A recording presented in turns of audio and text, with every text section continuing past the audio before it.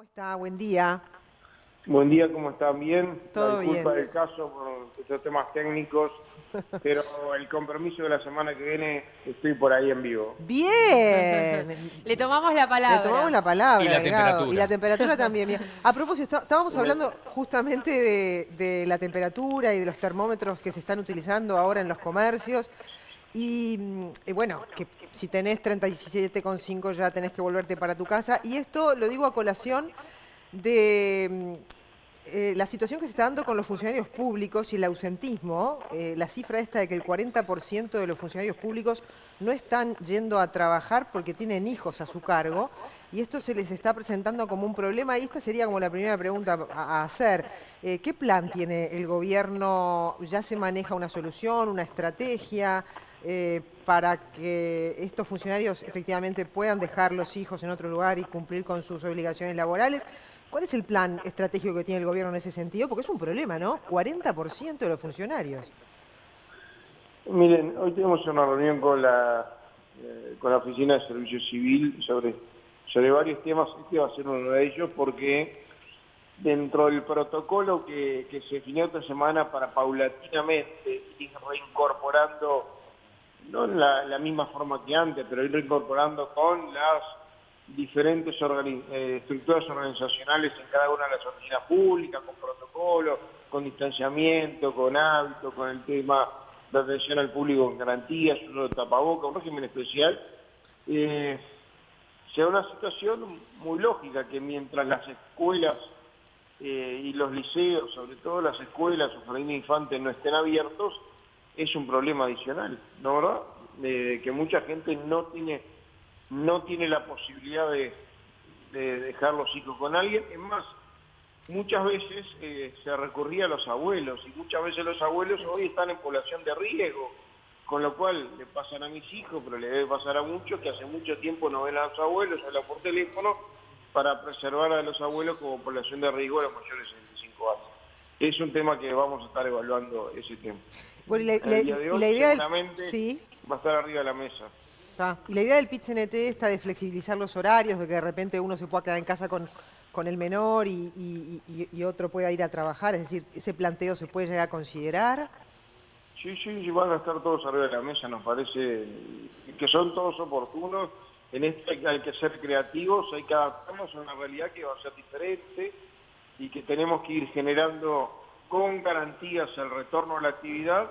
Ustedes habrán visto que nosotros tomamos medidas, el gobierno tomó medidas muy drásticas al principio, que como decía un infectólogo, creo que Medina ayer, las medidas drásticas muy tempranas, pero muy drásticas, más de las que proponía la propia Organización Mundial de la Salud, permitieron ganarle al virus en la primera etapa, que es los picos de contagio.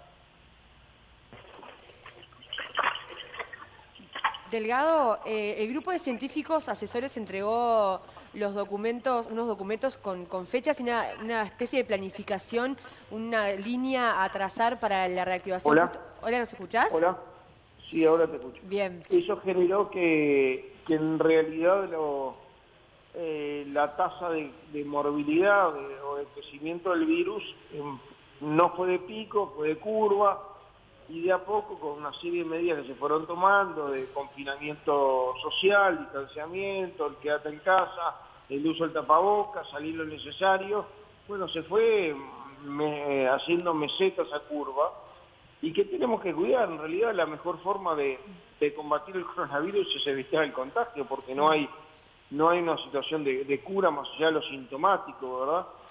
La mayoría son asintomáticos, los que son sintomáticos generalmente muchos cursan con una gripe fuerte o con algunas otras afecciones, lo que no tienen como morbilidades, y en algunos casos, porcentaje menor, pero un porcentaje menor, pero que en realidad tiene un impacto importante, terminan en CTI porque se necesita respiración mecánica o ventilación mecánica en este caso. Así Delgado, que estas decisiones que se tomaron al principio, que tuvieron efecto, tenemos que ir monitoreando, de regulando el reinicio de la actividad pública, como lo hicimos en la construcción, lo hicimos un protocolo, se monitoreó, se controló, se hicieron los controles de hisopado. La idea es de los funcionarios públicos hacer algo parecido, tener un control aleatorio de funcionarios públicos a través del hisopado, pero esto es un tema adicional, que es de practicidad, de sentido común,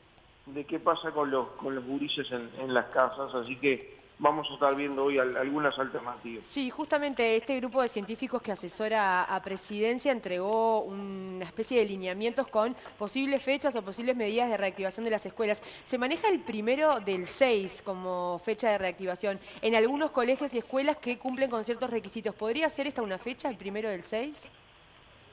Yo no me quiero atar a fechas porque viste que es muy aleatorio el proceso. La idea es, hay 5 escenarios de reinicio de clases. Es verdad que para nosotros era muy importante tener el resultado de la circulación viral o de los contagios en la construcción. Son 45.000 trabajadores, se hicieron en obras con más de 20 trabajadores. Se hicieron un testeo aleatorio, un muestreo bien representativo, dio negativo, con lo cual, bueno, es un aliciente a poder ir avanzando sobre otras etapas. Ahora, posiblemente mañana terminemos o anunciemos un protocolo para el tema comercios, acordado con la Cámara de Comercio.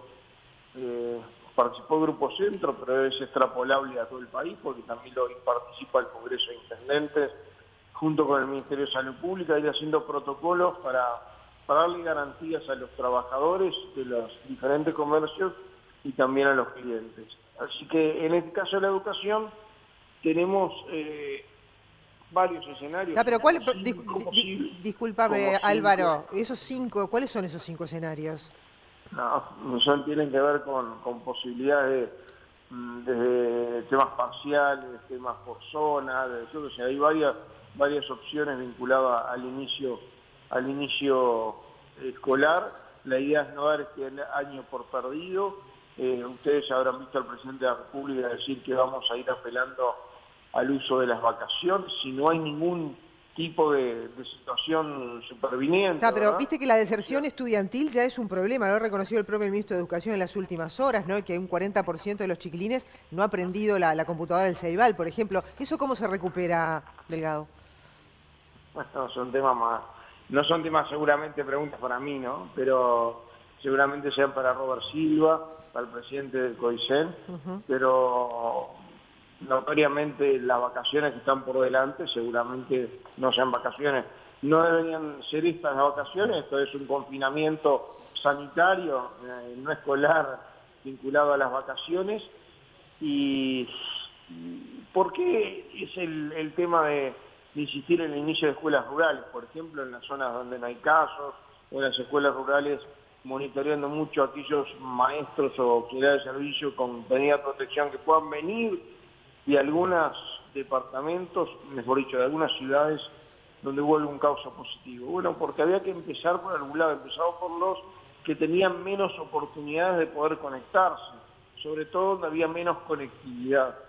En otras situaciones, mal o bien, hay una educación a distancia que se puede ir aplicando y que se ha aplicado. También hay una discusión a nivel de los docentes, porque en esto hay que reconocerle también un trabajo muy importante a los docentes de tener que acostumbrarse ellos mismos a ser docentes y a ser didácticos a través de una teleeducación o educación a distancia, cuando en realidad no están muchas veces preparados para ello. Claro. También hay una discusión sobre si eso es un nivel de aprendizaje suficiente o no, yo qué sé. Seguro. Es mucho más grande el tema que me excede a mí en capacidad de evaluarlo, por eso me parece que en este tema puntual lo mejor es hacerle unas preguntas a las autoridades de enseñanza. Bien. Bueno. Álvaro, ¿qué se sabe de la apertura de los puertos deportivos para el día de mañana? ¿Por qué? Porque tengo información de que mañana, hoy jueves sería la noticia, y mañana viernes se despacharían embarcaciones deportivas tanto en el Río de la Plata como en los ríos, ¿no? Santa Lucía, Río Negro. ¿Sabes algo de eso? Sí, a ver, está ese tema arriba de la mesa, está el tema del turf arriba de la mesa, está el tema... hoy tenemos una reunión de evaluación de varias actividades La idea es que todos tengan, si nada, ninguna de estas actividades, estas o algunas otras, yo te nombré dos, pero hay algunas otras más, no tienen un protocolo que nos dé garantías, no se van a habilitar. No se van a habilitar, porque en realidad estamos en una etapa bastante compleja que tiene que ver con el inicio de los fríos. Particularmente hasta ahora veníamos demasiado bien y esta semana empezó el frío en Uruguay. Y justamente es uno de los factores donde el virus anda mejor, y además hay factores predisponentes como la gripe. Así que seguramente sobre la tarde puede darte una respuesta. Bien, Álvaro, hace unos minutos estábamos hablando sobre la reactivación comercial de algunas empresas, algunas aerolíneas, bueno, con especulaciones, para intentar reactivar la venta. ¿Se está trazando desde el gobierno un plan para que esto suceda así en el corto o mediano plazo? Yo sé que hay una necesidad de que tener fechas, yo sé que hay una necesidad de tener fechas. Hay horizontes, uno va corriendo los horizontes que además no los pone por sí mismo, no es que Uruguay decide abrir la frontera aérea. Digo, esto tiene su correlato, por ejemplo, con Argentina y su correlato con Brasil y su correlato con otros países, ¿verdad? Está claro que Uruguay no lo va a hacer si otros países no los hacen en el marco de un acuerdo muy controlado de entrada y salida de pasajeros. No, por ahora no hay fechas de eso. Se ha venido algunas fechas que hubo en algún momento, se fueron prorrogando, pero se fueron prorrogando no solo por Uruguay, también en Argentina, también en Brasil. La verdad, tengo que ser muy francos en esto. No sé cómo decirlo sin que parezca exitista, porque no lo es ni lo debe ser. Estamos así porque más o menos todos nos comprometimos, no estoy hablando del gobierno, en determinadas actitudes de cambio de hábitos y de conductas y generaron estos resultados. Pero si mañana esto se va a abrir de golpe sin tener las condiciones y las protocolizaciones, ni los controles, ni los monitoreos, corremos el riesgo de que todo el esfuerzo que hicimos hasta ahora, en realidad tenemos la tasa más baja de América Latina y tenemos una de las tasas más bajas del mundo en cuanto a contagios, sobre cantidad de población, sobre los recuperados, sobre la cantidad de contagiados y sobre lamentablemente fallecidos, si vale la estadística, en este caso son personas sobre los contagiados positivos. Uruguay en realidad tiene números realmente alentadores. Esto no quiere decir que pasamos la etapa ni que le ganamos al virus, quiere decir que venimos controlando la circulación viral y que eso lo tenemos que preservar como un tesoro. Delgado, buen día. Durante varias conferencias de prensa el presidente se ha referido a que se hacen análisis en un contexto, digamos, grave. Siempre se pone como ejemplo un panorama negativo, digamos, para después tratar de trabajar sobre el acercamiento a lo que pasa. Se aumentó el número de test y por lo que vemos a diario, el número es pequeño, el número de casos positivos. ¿En el gobierno se esperaba que al aumentar la cantidad de test tuviera estos resultados o quizás el panorama que se tenía previo era más desalentador? Mira, se fueron aumentando la capacidad de test, se van a seguir aumentando la capacidad de testeado. Yo te hablé de, como hicimos en la construcción, un muestreo aleatorio, lo estamos haciendo en los geriátricos y casas de salud, y empezamos por las situaciones de riesgo, aquellos que están en situaciones de riesgo, vamos a hacer con funcionarios públicos que se retomen la actividad. En realidad uno tenía la impresión que la relación iba a ser parecida a la que venía hasta el momento. En los hechos, si uno lo toma en términos matemáticos, la relación es menor, porque al aumentar la cantidad de test, proporcionalmente no aumentaron tanto la cantidad de contagiados. Claro. Auspicioso es auspicioso. El tema de la construcción a mí me sorprendió un poquito. Yo pensé que iban a haber una actividad que, si bien es al aire libre en muchos casos, si bien estaba protocolizada y estaba monitoreada por Seguridad y Salud Ocupacional, por el sindicato, por las empresas, por el Ministerio de Trabajo, por el Ministerio de Salud Pública, son 45.000 personas, más todos los indirectos, son cerca de 100.000, en actividades a veces donde hay convivencia en obra, ¿verdad? Por más que esté todo protocolizado, teníamos miedo y que además había circulación de varios lugares del país que podía darse algunas situaciones que no iba a permitir evaluar, que iba a haber un nivel de contagio mayor, y la verdad que fue muy alentador el resultado de este muestreo que conjuntamente con el Instituto Nacional de Estadística para hacer el diseño de la muestra aleatoria se hizo, y la verdad que eso nos dio un poco de ánimo para seguir avanzando en otro protocolo. Por eso el martes estuvimos con la Cámara de Comercio, el Grupo Centro, el miércoles con el Congreso de Intendentes, y bueno, vamos a estar esta semana, seguramente mañana, anunciando algún otro protocolo Álvaro, más para algunas otras actividades. la última, pues ya tenemos que ir cerrando. El Frente Amplio está planteando a través de un proyecto de ley que la posibilidad que el gobierno topee algunos precios de productos de la canasta básica, ¿no? Han aumentado los precios del súper, de repente no en lo básico, pero sí hay artículos que se han ido a las nubes y es preocupación, me imagino, del gobierno y de toda la sociedad. ¿Está en el horizonte del gobierno topear algunos precios, ejercer algún tipo de contralor para que no se disparen? Algunos artículos que, si bien no son estrictamente de la canasta básica, son necesarios para llegar a fin de mes, ¿no? A mí el tema de los precios me preocupa mucho. Ayer lo estábamos hablando con la ministra de Economía, el otro día con el presidente de la República, es una preocupación sobre no solo el remarque, sino el abuso en muchos casos que hay de productos de primera necesidad y además, te adelanto, de productos de higiene. Con lo cual el Ministerio de Economía está haciendo una ronda con las grandes superficies, con los almacenes, con Cambadu, con los grandes superficies, asociación de supermercados, para trabajar en un acuerdo voluntario de precios. O sea, ¿esa ronda cuándo termina y cuándo sería el anuncio? Se están haciendo. Empezamos con un proceso que eran los precios referidos. El Ministerio de Salud Pública, el Ministerio de Economía empezó a publicar precios referidos máximos de diferentes zonas o diferentes comercios en la página web para que la gente tenga una idea y tenga capacidad de elegir o de comparar. Bien.